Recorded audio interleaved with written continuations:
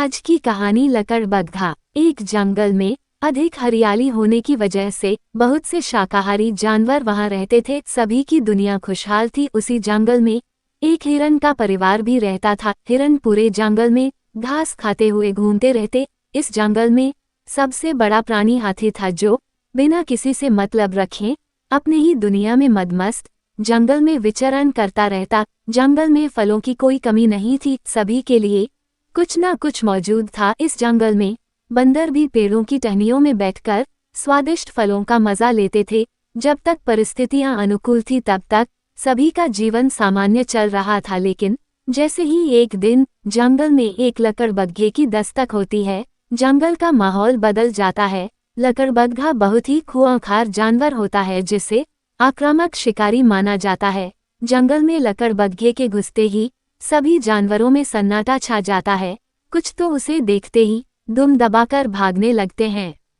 ये जंगल अभी तक केवल शाकाहारी जानवरों से भरा था, लेकिन अब लकड़बग्घा उनके जीवन में खलल डालने आ चुका था और सभी के अस्तित्व पर खतरा छा गया था। हिरणों को सबसे पहले अपने ऊपर खतरा नजर आ रहा था, इसलिए वो बंदर से मदद की गुहार लगाने पहुंचे। लेकिन बंदर ने सोचा, मैं तो पेड़ के ऊपर रहता हूँ, मुझे क्या करना। उसने हिरणों की मदद करने से इनकार कर दिया और फल खाने में लग गया। हिरन एक जगह से निराश होकर हाथी के पास पहुंचे।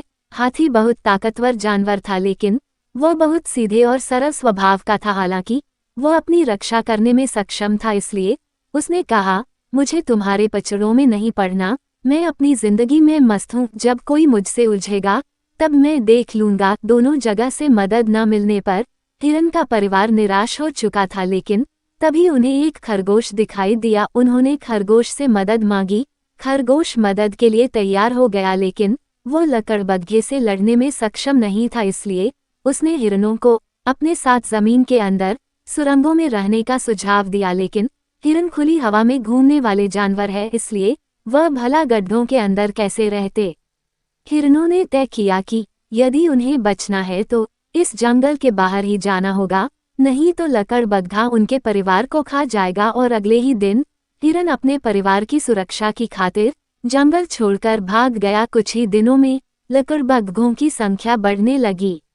जंगल में छोटे जीव जंतुओं का जीना दूभर हो चुका था। लकड़बग्घे इतने आक्रामक हो चुके थे कि अब हाथी और बंदरों को भी उनसे डर लग रहा था। बंदरों को कभी ना कभी पेड़ के नीचे आना पड़ता और उसी पल लकड़बग्घे उन पर हमला कर देते हैं, जिससे उन्हें कई बार चोटें आ चुकी थीं। वह लकड़बग्घों के आतंक से परेशान होने लगे। शाकाहारी पशुओं की सीधी सादी जिंदगी एकदम बदल चुकी थी। अब लकड़बग्घों का राज पूरे जंगल में होता जा रहा था, जिससे जंगल में रहने वाले शाकाहारी जानवर एक एक करके जंगल छोड़ते जा रहे थे। और जब पानी सर से ऊपर हो गया तो हाथी और बंदर को भी मजबूरी में अपने खूबसूरत से जंगल को छोड़कर जाना पड़ा। आज उस जंगल में चारों तरफ केवल लकड़बग्घे ही राज करते हैं। अपने घर को छोड़ते ही हाथी को एहसास हो चुका था कि ताकत केवल अपनी रक्षा के लिए ही नहीं, बल्कि दूसरों की सुरक्षा के लिए भी इस्तेमाल की जानी चाहिए, तभी सभी लोग सुकून से रह सकते हैं।